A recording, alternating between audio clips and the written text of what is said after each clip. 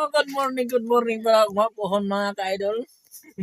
Tapos, yung mayong paniod doon niyang daod-daod, o mayong palis-palis para niyang hapon, o mayong dapit uddo-uddo. Karon mga idol namin diri na si Dalmacia.